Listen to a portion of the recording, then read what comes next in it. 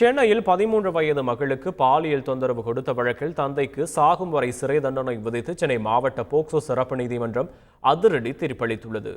3 ஆண்டுகளாக தனது தங்கைக்கு தந்தை பாலியல் தொந்தரவு அளித்து வருவதாக அண்ணன் அளித்த புகாரின் பேரில் தந்தைக்கு எதிராக போலீசார் போக்சோ வழக்கு பதிவு செய்தனர். இவ்வழக்கை விசாரித்த சென்னை போக்சோ சிறப்பு நீதிமன்றம் தந்தைக்கு சாகும் வரை சிறை தண்டனையும் 50,000 ரூபாய் அபராதமும் விதித்து தீர்ப்பளித்தது.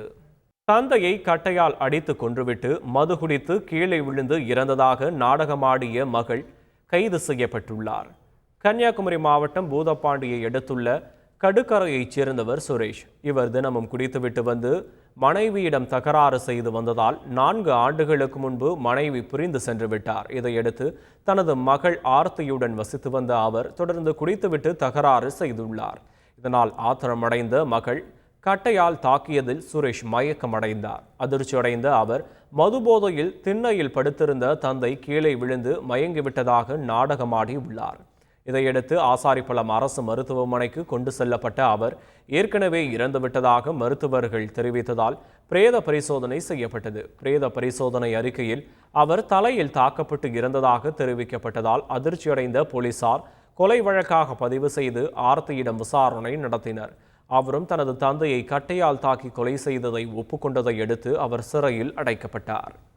சென்னை ஆயுதப்படையில் பணியாற்றி வரும் பெண் காவலர் ஒருவரிடம் பெண் காவல் அதிகாரி போன்று குரலை மாற்றி பேசி பாலியல் தொல்லை கொடுத்ததாக இளைஞர் கைது செய்யப்பட்டார்.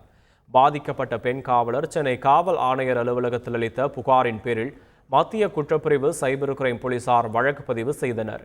பெண் காவலரிடம் ஆபாசமாக பேசிய எண்ணெய் வைத்து விசாரணை நடத்தி திருப்பூர் மாவட்டம் உடுமலைப்பேட்டை பகுதியைச் சேர்ந்த பெரியசாமி என்பவரை கைது செய்தனர். மொபைல் ஆப் மூலமாக தன் குரலை பெண் குரலாக மாற்றி பெண் காவலரிடம் பேசி பெரியசாமி பாலியல் தொல்லை அளித்தது விசாரணையில் தெரியவந்தது. கோவையில் ஆன்லைன் ட்ரேடிங் மூலம் பல கோடி மோசடி செய்துவிட்டு வெளிநாடு தப்பிச் சென்ற பெண்ணை விமான நிலையத்தில் வைத்து மடக்கி பிடித்த சம்பவம் பரபரப்பை ஏற்படுத்தியுள்ளது. கோவை பன்னிமடை பகுதியைச் சேர்ந்தவர் மதுமிதா. இவர் தான் தொடங்கியுள்ள ஆன்லைன் ட்ரேடிங்கில் முதலீடு செய்தால் அதிக லாபம் தருவதாக பலரிடம் பணத்தை பெற்றுக்கொண்டு துபாய்க்கு தப்பி சென்று விட்டார். இந்நிலையில் கொச்சி விமான நிலையத்திற்கு வந்த அவரை முதலீடு செய்தவர்கள் மடக்கி பிடித்து கோவை மாநகர காவல் ஆணையர் அலுவலகத்தில் ஒப்படைத்தனர்.